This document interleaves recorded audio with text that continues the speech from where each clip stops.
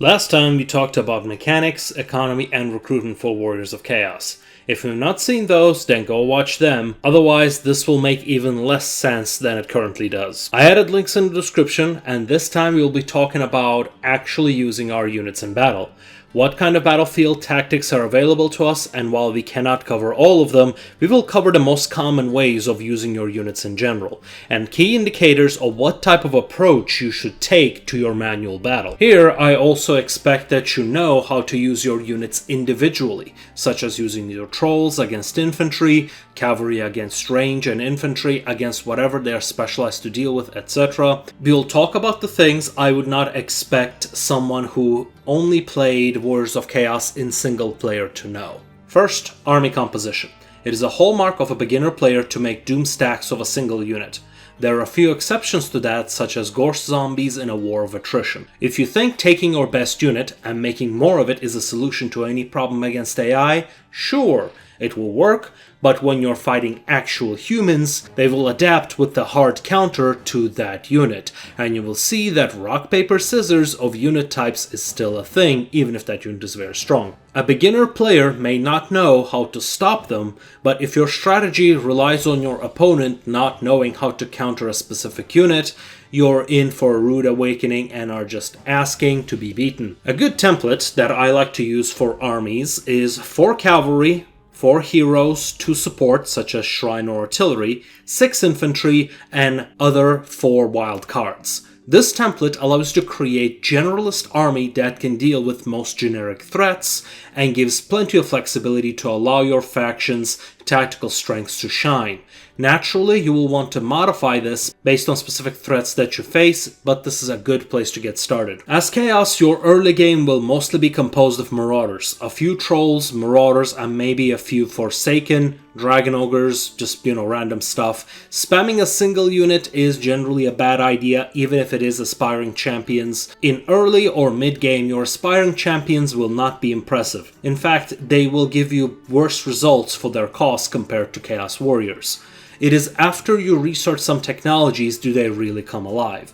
You really cannot have them carry you to victory in manuals until you at least get regeneration on them. If you get involved in early PvP wars before you can get your second tier Chaos gifts, then you will have to rely on marauders and monsters to do most of your fighting. As Chaos, you have a few battlefield tactics you can use, such as Hell Cannon to force armies without superior artillery to come closer. For example, you're fighting Empire, and you can win the artillery exchange, but if they have means to destroy our Hell Cannon, you will have to use it as a fire support against blobs when the battle is engaged. So it is always good to have at least one. So the first question you must ask in every battle, which side has the artillery advantage? If that is you, you should stay defensive and do damage from afar. Then comes reading the battlefield. Mark down mentally the main threats of your enemy. These threats will determine the strategy of your opponent. If they have maximum amount of heroes, expect a gen sniping. Your main means of ranged damage is your spells, Hell Cannon, and Soul Grinder of Nurgle. Skull Cannon is a bit of a strange because it's part artillery, part chariot, but that's an option too. Marauder Horsemen, by their nature of being horse archers, you will get countered by any ranged infantry. So I suggest you practice your horse archer tactics because they can do significant damage early on, and even later with throwing axes, they get some decent armor piercing. They can weaken the enemy's key units to pay back their costs in the fights where you're just trying to do damage. That is what you will do in the skirmishing phase of the battle, which is the time from the battle start to the infantry lines joining. During this time, the goal is to position yourself in a favorable situation. Cavalry can trade and you have smaller charges here and there with their monsters, etc. But then, in the main battle phase, you should ask, do I have the main line advantage? As in, if I engage the opponent directly, will I trade positively? If so, then the moment skirmishing phase is no longer profitable for you, you must engage to minimize your losses in the skirmishing phase. During this main battle phase, you will need to decide how to use your cavalry and monsters. Will they go chase their cavalry? They're ranged units, or if you have any large units and they have large heroes, are you going to chase their hero groups?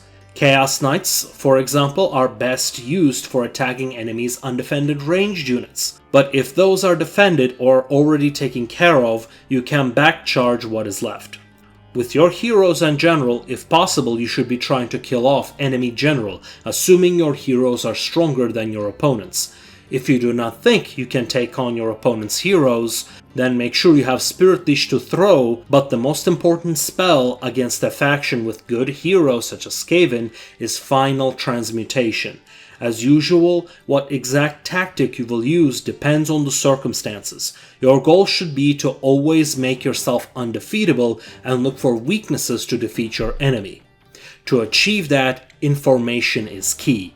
Can you win the hero fight? If not, then stand behind your halberds.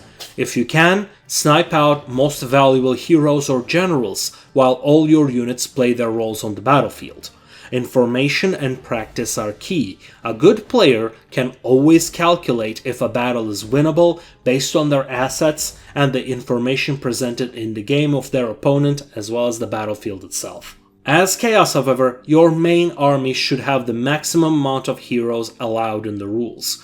One caster per army, and the rest are Nurgle heroes. Yes, I know you can dedicate to other gods too, but I'll save you the trouble, dedicate all of your exalted heroes to Nurgle.